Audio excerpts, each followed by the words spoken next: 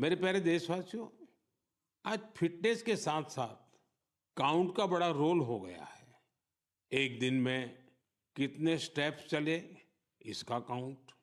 एक दिन में कितनी कैलोरीज खाई, इसका काउंट। कितनी कैलोरीज बर्न की, इसका काउंट। इतने सारे काउंट्स के बीच एक और काउंटडाउन शुरू होने वाला है, इंटरनेशनल योगा डे का काउंटडाउन। योग दिवस में अब 100 दिन से भी कम समय रह गया है। अगर आपने अपने जीवन में अब तक योगा को शामिल नहीं किया है, तो अब जरूर कर लीजिए। अभी देर नहीं हुई है। 10 साल पहले 21 जून 2015 को पहला अंतर्राष्ट्रीय योग दिवस मनाया गया था। अब तो इस दिन ने योग के एक विराट महोत्सव का रूप ले लिया है। मानवता को भारत की ओर से यह एक ऐसा अनमोल उपहार है जो भविष्य की पीढ़ी के बहुत काम आने वाला है। साल 2025 के योग दिवस की थीम रखी गई है, yoga for one earth one health. यानी हम योग के जरिए पूरे विश्व को स्वस्थ बनाने की कामना करते हैं।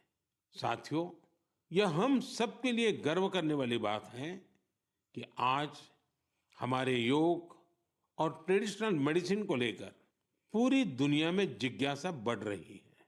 बड़ी संख्या में युवा योग और आयुर्वेद को वेलनेस का एक बेहतरीन माध्यम मानकर इसे अपना रहे हैं। अब जैसे साउथ अमेरिका का देश चिली है, वहाँ आयुर्वेद तेजी से लोकप्रिय हो रहा है। पिछले साल मैं ब्राजील की यात्रा के दौरान चिली के राष्ट्रपति से मिला था। आयुर्वेद की इस पॉपुलैरिटी को लेकर हमारे बीच काफी चर्चा हुई थी। मुझे सोमोस इंडिया नाम की टीम के बारे में पता चला है। स्पेनिश में इसका अर्थ है वी आर इंडिया। यह टीम करीब 1 दशक से योग और आयुर्वेद को बढ़ावा देने में जुटी है। उनका फोकस ट्रीटमेंट के साथ साथ एजुकेशनल प्रोग्राम्स पर भी है। वे आयुर्वेद और योग से संबंधित जानकारियों को स्पेनिश लैंग्वेज में ट्रांसलेट भी करवा रहे हैं। सिर्फ पिछले वर्ष की बात करें तो उनके अलग अलग इवेंट्स और कोर्सेज में करीब 9,000 लोगों ने हिस्सा लिया था। मैं इस टीम से जुड़े सभी लोगों को उनके इस प्रयास के लिए बहुत बहुत बधाई देता हूं। मेरे प्यारे देशवासियों, मन की बात में अब एक चटपटा सा और अटपटा सा सवाल। आपने कभी फूलों की यात्रा के बारे में सोचा है?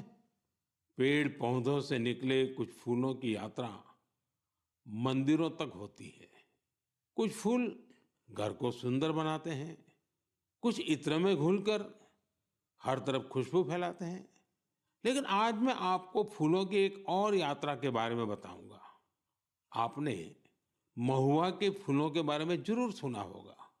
हमारे गांवों और खास करके आदिवासी समुदाय के लोग इसके महत्व के बारे में अच्छी तरह जानते हैं। देश के कई हिस्सों में महुआ के फूलों की यात्रा अब एक नए रास्ते पर निकल पड़ी है। मध्य प्रदेश के छिंदवाड़ा जिले में महुआ के फूल से कुकीज बनाए जा रहे हैं। राजाखो गांव की 4 बहनों के प्रयास से ये कुकीज बहुत लोकप्रिय हो रहे हैं।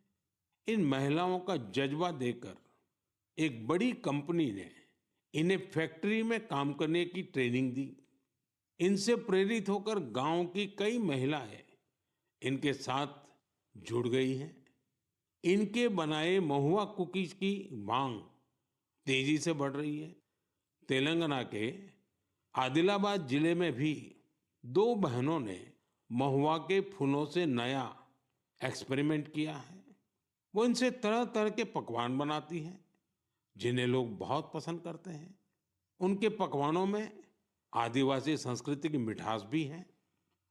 साथियों, मैं आपको एक और शानदार फूल के बारे में बताना चाहता हूं और इसका नाम है कृष्ण कमल।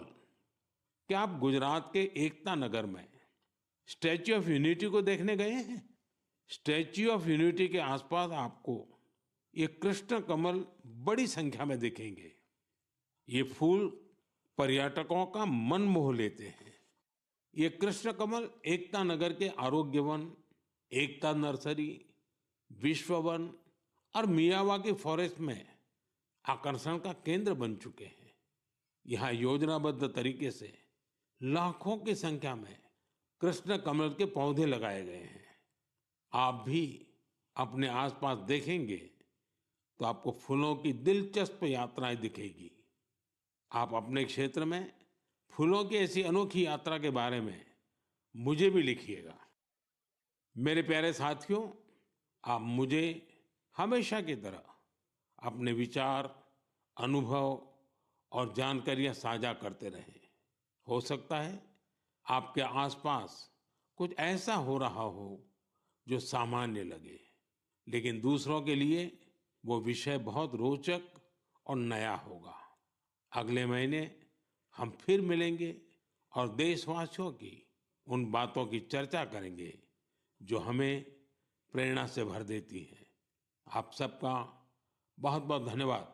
नमस्कार।